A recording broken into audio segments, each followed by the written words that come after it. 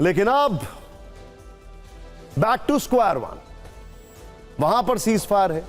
कल शायद हम आपको दिखाएंगे कि यूक्रेन में कितने हमले हो गए हैं, और फिर बात करना जरूरी है कॉन्स्पिरेटर चीन की,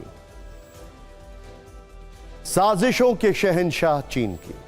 चीन से जुड़ी दो खबरें हैं, लेकिन दोनों खबरों का आपस में गहरा संबंध है। पहली खबर यह है कि भारत के राष्ट्रीय सुरक्षा सलाहकार अजीत डोभाल ने चीन के विदेश मंत्री वांग यी से मुलाकात की। दूसरी खबर यह है कि चीन में लद्दाख में पैंगोंग झील के इलाके में अपना HQ-16 एयर डिफेंस सिस्टम तैनात कर दिया। देखिए, टेंशन की बात नहीं है, इसी का एक वर्जन हमने पाकिस्तान में मार दिया था, लेकिन खबर इंपॉर्टेंट है। तो एक तरफ दोनों देशों के रिश्तों पर जमी बर्फ पिघल रही है, तो दूसरी तरफ चीन की नीयत अब भी ठोस बर्फ की तरह जमी हुई है। वो भारत से बातचीत के लिए हाथ तो बढ़ा रहा है, लेकिन कूटनीति की टेबल के नीचे बड़ी चतुराई से साजिशों का जाल बिछ रहा है। सबसे पहले बात करते हैं उस कूटनीतिक गर्माहट की, जिससे एक पल को यह भ्रम हो सकता था कि शायद चीन अब सुधर गया। अरे कभी नहीं सुधरेगा, हिस्ट्री इज एन एविडेंस। खैर, भारत के राष्ट्रीय सुरक्षा सलाहकार अजीत डोभाल और चीन के विदेश मंत्री वांग यी की बीजिंग में अहम मुलाकात हुई। इस मुलाकात में चीन के विदेश मंत्री ने कहा कि भारत और चीन के संबंधों में सकारात्मक प्रगति हुई है। दोनों पक्षों के लिए जरूरी है कि वो संवाद को और आगे बढ़ाएं, आपसी विश्वास मजबूत करें और व्यवहारिक मुद्दों के समाधान की दिशा में मिलकर काम करें। साथ ही उन्होंने यह भी कहा कि जब तक ड्रैगन और हाथी एक साथ मिलकर नहीं नाचेंगे, तब तक दोनों को जीत नहीं मिल सकती। फर्क है। भारत के NSA अजीत डोभाल ने कहा कि चीन के हाथ बहुपक्षीय क्षेत्रों में सहयोग को मजबूत करने के लिए भारत तैयार है, और एशिया के ये दो प्रमुख देश अंतर्राष्ट्रीय समुदाय के लिए और भी बड़े योगदान दे सकते हैं। लेकिन कूटनीति की टेबल पर भारत ने चीन की तरफ सहयोग का हाथ बढ़ाया, लेकिन चीन ने मौके का फायदा उठाते हुए लद्दाख में पैंगोंग झील के पास चुपचाप अपना HQ-16 एयर डिफेंस सिस्टम तैनात कर दिया। यह सैटेलाइट तस्वीर चीन की उस चाल का जीता जागता सबूत है। इस तस्वीर में पैंगोंग लेक के इलाके में चीन के HQ-916 एयर डिफेंस सिस्टम को साफ देखा जा सकता है। यह तैनाती ऐसे समय में हुई है जब भारत और चीन के बीच विश्वास बहाली की बात हो रही है। जून 2020 में गलवान घाटी की झड़प के बाद दोनों देशों के रिश्तों में तनाव चरम पर पहुंच गया था, लेकिन भारत ने संवाद और संयम से पूरे मामले को सुलझाने का प्रयास किया। अब चीन के इस हथियार की तैनाती से साफ है कि एक तरफ वो भारत को बातचीत की मेज पर उलझाए रखना चाहता है, दूसरी तरफ भारत की सीमाओं से लगे रणनीतिक इलाकों में अपनी पैठ गहरी करने में जुटा है। पुरानी स्ट्रैटेजी है, हम जानते हैं और हम तैयार भी हैं। भारत की सुरक्षा और खुफिया एजेंसियां इस हरकत पर कड़ी नजर रखे हुए हैं। सूत्रों का कहना है कि यह तैनाती सामरिक और मानसिक दबाव का संकेत है। हालांकि चीन की यह फितरत पुरानी है, वो बातचीत का दरवाजा तो खोलता है, लेकिन पीछे से भरोसे की दीवार गिरा देता है।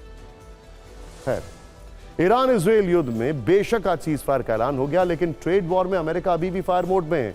एक अमेरिकी सांसद ने भारत और चीन को ट्रेड वॉर में भी बंकर बस्टर वाली धमकी दे दी है। अमेरिकी सेनेटर लिंडसे ग्राहम ने भारत चीन को रूस के साथ व्यापार करने को लेकर चेतावनी दी है। लिंडसे ग्राहम ट्रंप के करीबी हैं। ये वैसे भारत और चीन के खिलाफ 500% टैरिफ लगाने की धमकी दी है। लिंडसे ग्राहम ने कहा है कि यह 500% टैरिफ भारत और चीन के लिए किसी आर्थिक बंकर बस्टर बम की तरह होगा, जिससे अर्थव्यवस्था तहस नहस हो जाएगी। दरअसल लिंडसे ग्राहम अमेरिका में प्रभावशाली रिपब्लिकन सेनेटर माने जाते हैं। ये उनकी थोड़ी यंग फोटो है वैसे, जो राष्ट्रपति ट्रंप के बेहद करीबी हैं। वो यूक्रेन युद्ध को रोकने के लिए रूसी राष्ट्रपति पुतिन पर आर्थिक दबाव बनाना चाहते हैं। इसके लिए लिंडसे ग्राहम ने सेनेटर रिचर्ड ब्लूमेंथल के साथ मिलकर अमेरिकी सेनेट में एक बिल पेश किया। उनके मुताबिक इस बिल के लिए उनके पास 80 से ज्यादा सेनेटर का समर्थन है। इस बिल का मकसद रूस को आर्थिक तौर पर कमजोर करना है। इसके लिए रूस से व्यापार करने वाले देशों पर कई प्रतिबंध लगाने का प्रस्ताव है। इस सैंक्शनिंग रशिया एक्ट के तहत हर उस देश पर 500% टैरिफ लगाने का विचार है जो रूस से ईंधन खरीदता है। ओह, इंटरेस्टिंग। इसका एंटी क्लाइमैक्स मैं आपको अब बताने वाला हूं। यह बिल अभी सिर्फ सेनेट में पेश हुआ है। अगर यह बिल सेनेट से पास भी हो जाता है तो आगे इसे हाउस ऑफ रिप्रेजेंटेटिव से पास कराना होगा। उसके बाद इसे राष्ट्रपति ट्रंप की मंजूरी के लिए भेजा जाएगा। यानी अभी यह प्रक्रिया काफी लंबी है, लेकिन अमेरिका के सांसद अभी से भारत और चीन को टैरिफ वाली धमकी देने लगे हैं। लेकिन इंटरेस्टिंग बात क्या है, जब यह युद्ध शुरू हुआ था और रशिया पे सैंक्शंस लगाए जा रहे थे, तब जानबूझ के एनर्जी को इससे बाहर रखा गया, जिससे अमेरिका के यूरोपियन पार्टनर्स को नुकसान न पहुंचे। लिंडसे ग्राहम उन यूरोपियन पार्टनर्स का क्या करेंगे जो आज भी रशिया से एनर्जी लेते हैं? अमेरिकी सांसदों का मानना है कि पुतिन को कमजोर करने के लिए भारत और रूस की बिजनेस डील तोड़ना बहुत जरूरी है। ऐसे में आप यह समझ लीजिए कि भारत रूस की डील से अमेरिका को कितना तनाव है।